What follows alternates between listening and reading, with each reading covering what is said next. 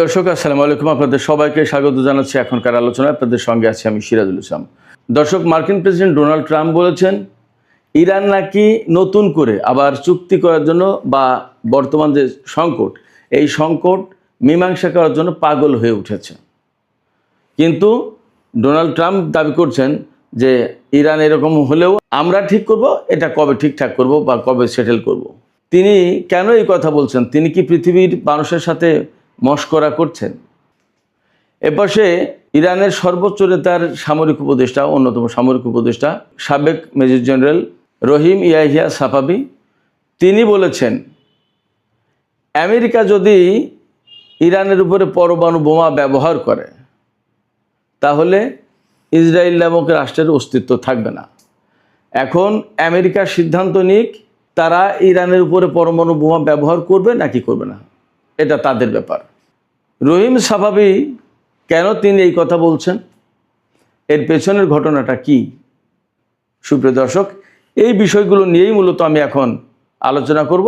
এর ভেতরে আরও বেশ কিছু বিষয় থাকবে, যেমন আমেরিকা নিরাপত্তা দিতে চেয়েছে কিন্তু কিছু জাহাজ কোম্পানি আমেরিকার সেই নিরাপত্তা নিতে চায়নি। আবার গত রাতেও আমেরিকা এবং ইরানের ভেতরে ব্যাপক যুদ্ধ হয়েছে, লড়াই হয়েছে, দুই পক্ষ একে অপরের উপর হামলা চালিয়েছে, তাতে ক্ষয়ক্ষতির ব্যাপার আছে। এ সমস্ত সব বিষয় আমি এখনকার আলোচনায় আনব। আশা করি আপনারা শেষ পর্যন্ত সঙ্গে থাকবেন, আর ভিডিও ভালো লাগলে লাইক কমেন্ট শেয়ার করবেন এবং চ্যানেলটি সাবস্ক্রাইব করে সাথেই থাকবেন। দর্শক, মূল আলোচনায় চলে যাচ্ছি। প্রথম যে বিষয়টা নিয়ে কথা বলতে চাই সেটি হচ্ছে মার্কিন প্রেসিডেন্ট ডোনাল্ড ট্রাম্প। তিনি গতকালকে সামরিক বাহিনীর একটা অনুষ্ঠানে বক্তব্য দিয়েছেন। বাংলাদেশ টাইম গতকাল, আমেরিকা টাইম আজকে, অর্থাৎ বৃহস্পতিবার। তিনি সেখানে বলেছেন বর্তমান সংকট সমাধানের জন্য ইরান পাগল হয়ে গেছে। তারা বারবার আমাকে ফোন করছে, ডোনাল্ড ট্রাম্প দাবি করছে যে তারা বারবার আমাকে ফোন করছে এবং এই সংকটের একটা সমাধান তারা চায়, তার মানে আমেরিকার সাথে চুক্তি করতে চায়। কিন্তু ডোনাল্ড ট্রাম্প আবার দাবি করছেন কিন্তু আমি বলেছি যে হ্যাঁ, সংকট মীমাংসা করা হবে, তবে সেটা কখন করবো সেটা আমরা ঠিক করবো, আমরা সিদ্ধান্ত নেব। তার মানে ইরানকে তিনি পাত্তা দিচ্ছেন না। ব্যাপারটা ঠিক উল্টা। আমি আগে একটা বা দুটো ভিডিওতে সম্ভবত বলেছিলাম যে সে নিতাই ঠাকুর, একাই একা তাস খেলেন, একাই হারেন, একাই জেতেন, একাই ট্রাম্প কার্ড মারেন, ইত্যাদি ইত্যাদি। ডোনাল্ড ট্রাম্পের অবস্থা তাই। তিনি একা একা ইরানের পাগল হয়ে যাওয়া দেখেন চুক্তির জন্য, আবার ইরানকে ধমক দেন, আবার ইরানকে সান্ত্বনা দেন, আবার ইরানকে প্রশংসা করেন, আবার ইরানকে বকাবকি গালিগালাজ করেন, আবার ইরানের বিরুদ্ধে যুদ্ধ করেন, সব একা একাই করেন। তিনি কেন এই কথা বলছেন? তিনি কি পৃথিবীর মানুষের সাথে মশকরা করছেন? তিনি কিন্তু গত কয়েক মাস ধরে ইরানের উপর হামলা চালান, আবার বলেন যুদ্ধবিরতি, শান্তি চুক্তি, আলোচনা, কূটনীতি, সমস্যার সমাধান করব, আবার ইরানের উপর হামলা চালান। মূল কথা, আমেরিকা কিন্তু ইরানের উপর হামলা চালিয়েই যাচ্ছে, বিভিন্ন কায়দায় ঘুরছে ফিরছে, বিরতি নিচ্ছে, একটু জিরিয়ে নিচ্ছে, নিজেদেরকে গুছিয়ে নিচ্ছে, আবার ইরানের জনগণকে কিন্তু হত্যা করেই যাচ্ছে। এই সংকটের সমাধান কোথায় এবং কি করা উচিত? এক অদ্ভুত ব্যক্তির হাতে পড়েছে আমেরিকা এবং বিশ্ব বলছে কি এই কারণে, বিশ্বে তো আমেরিকার প্রভাব আছে এবং তাদের কারণে বিশ্বের অনেক মানুষ তাদেরকে কুর্নিশ করে, তাদের সামরিক বাহিনী, আদার অনেক কিছুর কারণে। এ তো বিরাট সমস্যা আমাদের বিশ্ববাসীর জন্য। তো এই যে ব্যক্তিটা আমেরিকার প্রেসিডেন্ট হয়েছে, আমেরিকার ইতিহাসে সম্ভবত এই ধরনের পিকুলিয়ার কোনো ব্যক্তি প্রেসিডেন্ট হয়নি। এবং আজকে বিশ্বে যে সংকট ডোনাল্ড ট্রাম্পের কারণে তৈরি হয়েছে, এই সংকটের একটা বড় দায়ভাগ অবশ্যই আমেরিকার জনগণের নিতে হবে। তার মতো ব্যক্তিকে কেন তারা নির্বাচিত করলো, সেটা একটা বড় প্রশ্ন। অতএব আমেরিকার যে সমস্ত মানুষ, যে সমস্ত ভোটার ডোনাল্ড ট্রাম্পকে ভোট দিয়ে নির্বাচিত করেছেন, তাদের দায়ভাগ আছে। ডোনাল্ড ট্রাম্প এই দাবি করেছেন, কিন্তু বাস্তবতা কি তাই?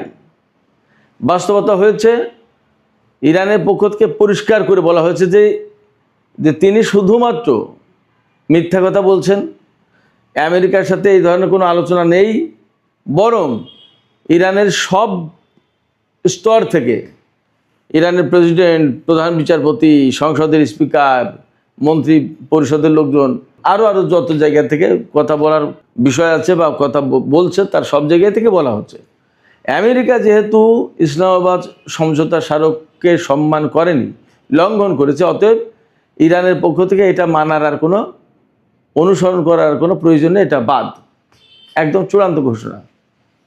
এবং ইরানের সংসদের পক্ষ থেকে, বিশেষজ্ঞ পরিষদের পক্ষ থেকে, এবং গতকালকে এমন এক ব্যক্তি কথা বলেছেন যিনি বা যার নাম নতুন সর্বোচ্চ নেতা হওয়ার জন্য আলোচনায় ছিল, প্রস্তাব করা হয়েছিল, সেই আয়াতুল্লাহ রেজা আরেফি তিনিও বলেছেন যে আমেরিকার সাথে আর আলোচনা করার প্রয়োজন নেই, বরং তাদের বিরুদ্ধে এখন যুদ্ধ করা ছাড়া আর কোনো পথ নেই। আর আমি তো সবসময় বলি যে ইরান, ইসরায়েল এবং আমেরিকার মধ্যে যে আদর্শগত দ্বন্দ্ব, এটা তো শুধুমাত্র সামরিক দ্বন্দ্ব বা রাজনৈতিক দ্বন্দ্ব তা না, স্বার্থের দ্বন্দ্ব তা না, এটা আদর্শগত দ্বন্দ্ব। এই আদর্শগত দ্বন্দ্ব এর মীমাংসা তো এইভাবে ডিপ্লোম্যাটিক ওয়েতে আলোচনার মাধ্যমে হবে না। এর চূড়ান্ত মীমাংসা অবধারিতভাবে সামরিক উপায় হবে। তা সে ইরান হারুক আর ইরান জিতুক, আমেরিকা হারুক আর আমেরিকা জিতুক, যাই হোক না কেন, সামরিক সংঘাত, চূড়ান্ত একটা সামরিক সংঘাত হওয়ার কথা। আমরা প্রত্যাশা করি এমন না হোক, কিন্তু পরিস্থিতি যা, তাতে এর বাইরে যাওয়ার কোনো সুযোগ আসলে নেই। তো এই পরিস্থিতিতে ডোনাল্ড ট্রাম্প যা বলছেন তা আসলে মোটেই বাস্তবতার সাথে মিলছে না। ডোনাল্ড ট্রাম্প বলছেন যে চলমান সংকট মীমাংসা করার জন্য ইরান পাগল হয়ে গেছে এবং তারা বারবার আমাকে ফোন করছে, কিন্তু আমি বলছি সেটা আমরা পরে দেখব। কিন্তু বাস্তবতা হচ্ছে ইরান ওই আলোচনার দিকে আর যেতেই চায় না। আগের বারই তো আমরা সবাই জানি, বিশ্ববাসী, ইরানের মন্ত্রী মিনিস্টার কর্মকর্তারা তারা তো কেউ আমেরিকার সাথে আলোচনার টেবিলে বসতে চায়নি। সেখানে তুরস্ক, মিশর, সৌদি আরব, কাতার, পাকিস্তান, অনেক দেশ ইরানকে রাজি করিয়েছে যে না, বসে সংকটের সমাধান করা যায়। কিন্তু ইরান বলেছিল কি, আমরা আমেরিকাকে চিনি, তারা কথা রাখবে না, আলোচনার টেবিলে যাব, তারা একটু ফুরসত পাবে, তারা নিজেদেরকে গুছিয়ে নেবে, আবার আমাদের বিরুদ্ধে যুদ্ধ শুরু করবে। এই যে ইসলামাবাদ যে সমঝোতা স্মারক, তার 1 নম্বর কথা ছিল কি, ইরান এবং লেবানন সহ মধ্যপ্রাচ্যের সব ফ্রন্টে যুদ্ধ বন্ধ করতে হবে স্থায়ীভাবে, এবং সেইটা মেনে নিয়েছে। সেইটা মেনে নিয়ে সেই সমঝোতা স্মারকে সই করেছে। তার কয়েকদিন যেতে পারলো না, অমনি আমেরিকা হামলা চালালো। অতএব আমেরিকার সাথে চুক্তি করে, বিশেষ করে ডোনাল্ড ট্রাম্পের সাথে ইরান যে কিছু করতে পারবে না, এটা ইরানের কর্মকর্তারা খুব পরিষ্কার বুঝে গেছে। এবং তারা জানে আমেরিকা শুধুমাত্র, ডোনাল্ড ট্রাম্প শুধুমাত্র বা তার প্রশাসনের লোকজন শুধুমাত্র এই কারণে চুক্তির কথা বলে, আপাতত পরিস্থিতি সামাল দেয়া, যখন একটু জুত হয়ে যাবে, সুবিধা পাবে, অমনি আবার তারা শুরু করবে। ডোনাল্ড ট্রাম্প এক সময় এক কথা বলেন, এবং এই যে মীমাংসার কথা যখন বলছেন, তার আগে, তার আড়ালে কিন্তু তিনি পরমাণু হামলার হুমকি দিয়েছেন ইরানের উপরে। এবং তার প্রেক্ষাপটে ইরানের সর্বোচ্চ নেতার সামরিক উপদেষ্টা মেজর জেনারেল ইয়াহিয়া রহিম সাফাবি, তিনি বলছেন যে আমেরিকা ইরানের উপরে পরমাণু হামলা চালাবে কি চালাবে না সেটা তাদেরকে ঠিক করতে হবে। ইরান অনেক বড় দেশ, 2-1টা পরমাণু বোমায় ইরানকে ধ্বংস করে দেওয়া যাবে তা কিন্তু না। কিন্তু ইরান যদি পরমাণু হামলার শিকার হয়, তাহলে তাৎক্ষণিকভাবে ইসরায়েলকে একেবারে ধ্বংস করে ফেলা হবে। ইসরায়েলের অস্তিত্ব থাকবে না, ইসরায়েলের অস্তিত্ব মুছে দেওয়া হবে।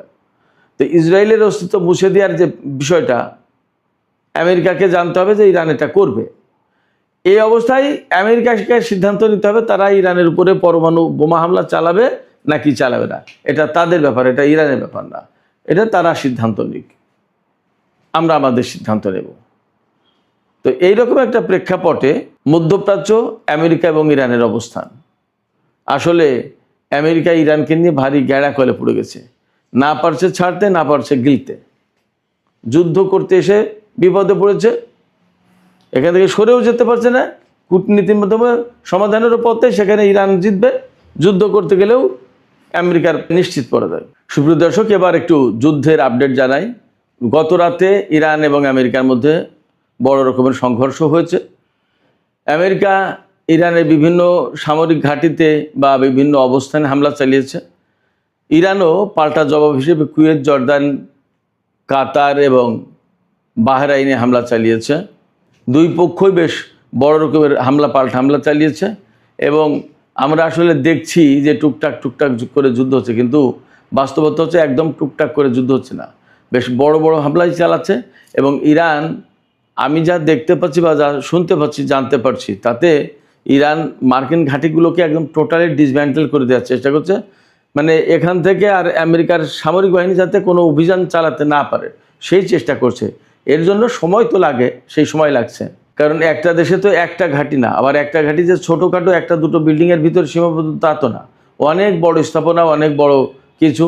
আবার এই যে মাঝখানে যে যুদ্ধবিরতি গেল সেই সমস্ত সময় অনেক কিছু আবার ঠিকঠাক করে ফেলতে পেরেছে।